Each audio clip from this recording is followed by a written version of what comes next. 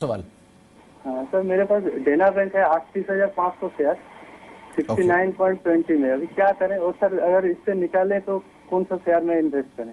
चलिए, आशीष, इनका सवाल देना बैंक पर है। 69 की रेंज में इनकी खरीदारी है। 63 रुपए का मौजूदा स्तर है, 1% ऊपर है। आप क्या राय रखते हैं शेयर के ऊपर? देना बैंक का चार्ट अगर हम देखते हैं तो करीबन जून 2014 से लेके ये स्टॉक कंटिन्यूसली नीचे आ रहा है।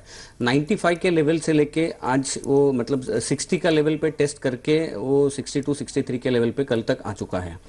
मूविंग एवरेजेस को अगर देखते हैं तो दोनों ही निगेटिव क्रॉसओवर मिले हैं मुझे, जो कि बेयरिश संकेत देते हैं। और ये जब क्रॉसओवर हुआ है तो वॉल्यूम के साथ हुआ है, तो बहुत ही निगेटिव सेंटिमेंट इस स्टॉक में दिखाई दे रहा है।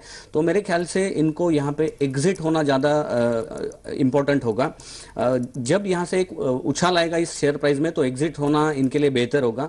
छोटा लॉस होगा, जो कुछ भी लॉस हो रहा है उसको कवर करके आपको आपका मेहनत का पैसा दूसरे स्टॉक में डालना है। जैसे मैंने ऑलरेडी कहा है कि अगर आपको बैंकिंग सेक्टर में ही डालना है तो येस बैंक या आईसीआईसीआई बैंक में आप पैसा निवेश कर सकते हैं। तो फिलहाल इसमें से आप एग्जिट हो जाइए। चलिए, यस बैंक और आईसीआईसीआई बैंक दो विकल्प दिए गए हैं। यस बैंक फिलहाल डे हाई पे कामकाज कर रहा है और आईसीआईसीआई बैंक भी रफली डे हाई के आसपास ही कामकाज करते हुए इन दोनों ही शेयरों में आप निवेश कर सकते हैं और यहां से आप निकल जाए, आपको राय दी गई है। बातचीत करने के लिए हमारे साथ पिंकी है जो कि देहरादून से मौजूद है। पिंकी जी नमस्कार। जी नमस्कार। नमस्कार पिंकी जी, क्या सवाल है आपका? जी मुझे जीलन और जेपी एसोसिएट से पूछना था। आपने दोनों खरीद रखा, खरीदना चाहते हैं आप?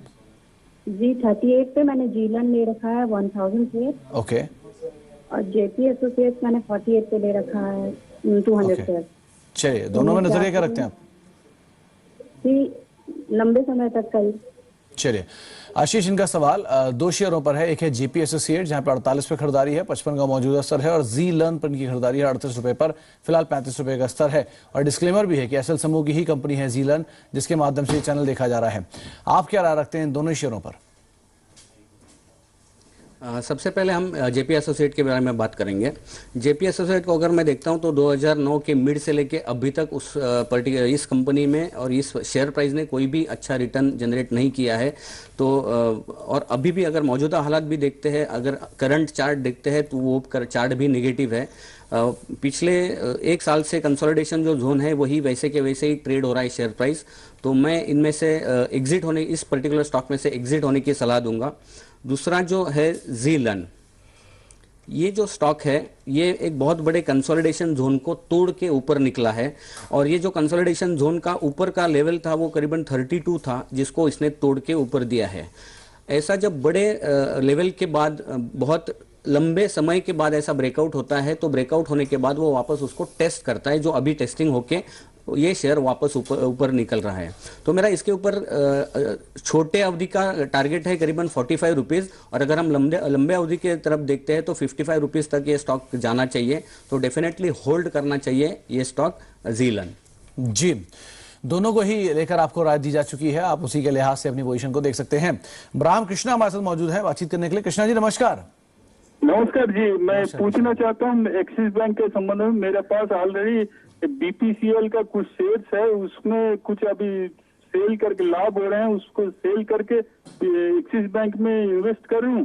आप बीपीसीएल भारत पेट्रोलियम की बात कर रहे हैं? हाँ, बीपीसीएल में मेरा ऑलरेडी होल्डिंग है 428 करीब रेंज में है। ओके। उसको क्या बेच के अभी एक्सिस बैंक में इन्वेस्ट कर दूं? ओके आशीष, सलाह चाहता हूँ। बीपीसीएल में इनका निवेश है और इसमें से निकलना चाहते हैं। आपकी एक अच्छी तेजी इनफैक्ट इस पूरे स्पेस में देखी गई और आज भी इन फ्लेवर हैं तीनों बीपीसीएल, एचपीसीएल और आईओसी, तीनों ही शेयरों में।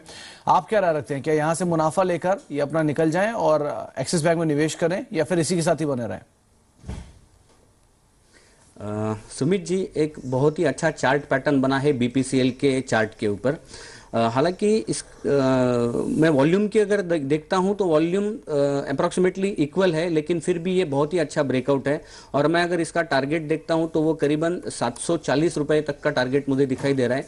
तो ये जो निवेशक है इनको यही सलाह होगी कि इसी स्टॉक में बने रहे। एक्सिस बैंक का चार्ट मैं देखता हूं तो कंसोलिडेशन हो रहा है। कंसोलिडेशन के ऊपर अगर हमें ये ब्रेकआउट देता है, इस कंसोलिडेशन जोन का ऊपर का लेवल जो है वो है 425। इसके ऊपर अगर जाता है तब कुछ अलग पैसा इसमें निवेश कर सकते हैं, लेकिन बीपीसीएल में से पैसा निकाल के एक्सिस बैंक में नहीं डालना चाहिए। जी चलिए, तो आपको जो राय दी गई है बीपीसीएल और एक्सिस बैंक के संदर्भ में, आप उसको फॉलो कर सकते हैं। इनफैक्ट कुछ ही देर में हम बीपीसीएल समेत पूरे ओएमसीज को लेकर एक अपनी खास पेशकश भी करने वाले हैं और उसी में आपको हम बताएंगे कि बीपीसीएल के अंदर क्यों बने रहना चाहिए और क्यों पूरे ऑयल मार्केटिंग स्पेस के लिए एक अच्छी खबर है और एक अच्छी यहाँ पर एवेन्यूज बन रहे हैं। इस पर भी हम बातचीत करेंगे, लेकिन इस बीच आशीष, आपका बहुत बहुत शुक्रिया हमारे साथ मौजूद रहने के लिए और अपना कीमती समय देने के लिए। कोई डिस्क्लेमर आपकी तरफ से? हाँ सुमित जी, जितने सारे स्टॉक्स हमने अभी डिस्कस किए, मैं कोई भी स्टॉक में पोजीशन होल्ड नहीं करता हूं, लेकिन कुछ स्टॉक ऐसे हैं जो हमने हमारे क्लाइंट को रेकमेंड किए हैं। जी चलिए, बहुत बहुत शुक्रिया आपका आशीष जी हमारे साथ मौजूद रहने के लिए और अपना कीमती समय देने के लिए।